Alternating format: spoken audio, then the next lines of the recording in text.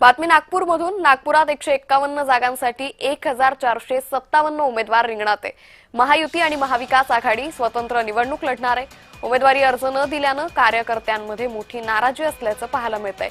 त्यामुळे राज्यातील विविध भागात निष्ठावंत नाराज झाल्याचं पाहायला मिळतंय। कुठेतरी मंत्री आमदारांच्याच घराणेशाहीला या पक्षांनी पाठिंबा दिल्याचं दिसून आल्यानं निष्ठावंत कार्यकर्ते हे नाराज झाल्याचं कालपासून दिसून येतंय। यातच नागपूरमध्येही काहीसं तसंच चित्र आहे। नागपूरमध्ये 151 जागांसाठी 1457 उमेदवार रिंगणात आहे। महायुती आणि महाविकास आघाडी ही स्वतंत्र निवडणूक लढणार आहे, तर उमेदवारी अर्ज न दिल्यानं कार्यकर्त्यांमध्ये नाराजी पसरल्याचं पाहायला मिळतंय। तर आता नागपूरमध्ये मतदार राजा नेमका कोणाला कौल देतो हे पाहणं महत्त्वाचं ठरेल। या ठिकाणी भाजप आपला गड राखणार की महाविकास आघाडी सरशी ठरणार हे पाहणं अतिशय महत्त्वाचं ठरणार आहे। तर नागपूर जो मुख्यमंत्री देवेंद्र फडणवीस यांचा बालेकिल्ला मानला जातो, याच नागपूरमध्ये महायुती आणि महाविकास आघाडी स्वतंत्र निवडणूक लढते।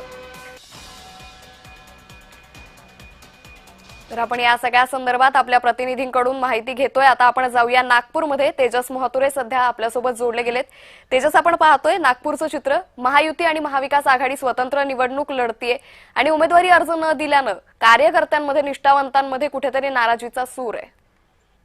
नक्कीच आपण जर बघितलं असेल तर भाजप जे आहे ते स्वबळाच्या नारा एका अर्थाने घेतला होता। मात्र काल जर बघितलं असेल तर 8 जागा ज्या आहेत ते शिवसेनेला द्यायला लागली। 143 जागेवर जे आहे ते नागपुरात भाजप लढत आहे, 8 जागेवर शिंदे लढत आहे। यासोबत जर बघितलं असेल तर काँग्रेसने जे आहे ते 151 जागेवर लढत आहे।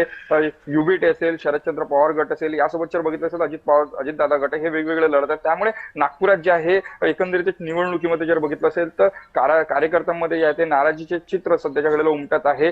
काल जे आहे मनीषा पापळकर महिला आघाडीच्या जिल्हाध्यक्ष शिंदे गटातील यांनी काल जे आहे ते नागपुरातील शिवसेना कार्यालयासमोर जे आहे ते आपला रोष व्यक्त केलाय। कुठेतरी भाजपवर त्यांनी आरोप केला आहे की भाजपने जे आहे ते आमची एकंदरीत बोडवण केली आणि मंत्री आशिष जयस्वाल यांनी हे तिकीट आहे, हे उमेदवारी आहे, संपूर्ण विकल्याचा आरोप केला। त्यामुळे एकंदरीत बघितलं असेल तर कार्यकर्त्यांची नाराजी आहे ते स्पष्ट दिसत आहे। त्यामुळे जे अनेक वर्षापासून कार्यकर्ते आपल्या प्रभागामध्ये जे तयारी करत होते निवडणुकीची, मात्र ऐन वेळेवर त्यांची उमेदवारी कापल्याने ते नाराज सध्या आहेत। त्यामुळे अपक्ष त्यांनी फॉर्म भरलेला आहे। आपण जर बघितलं असेल तर शेवटची तारीख आहे 3 तारीख असल्याने 3च्या नंतर जे आहेत आपले जे पक्ष आहेत, भाजप असेल, शिवसेना असेल, राष्ट्रवादी असेल, काँग्रेस असेल, आपल्या जे बंडखोरी उमेदवार आहेत त्यांना नमवण्यात यशस्वी होते का हे सुद्धा पाहणं महत्त्वाचे असणार। कारण की दिग्गज नेते ह्या संपूर्ण निवडणूक उभे आहेत।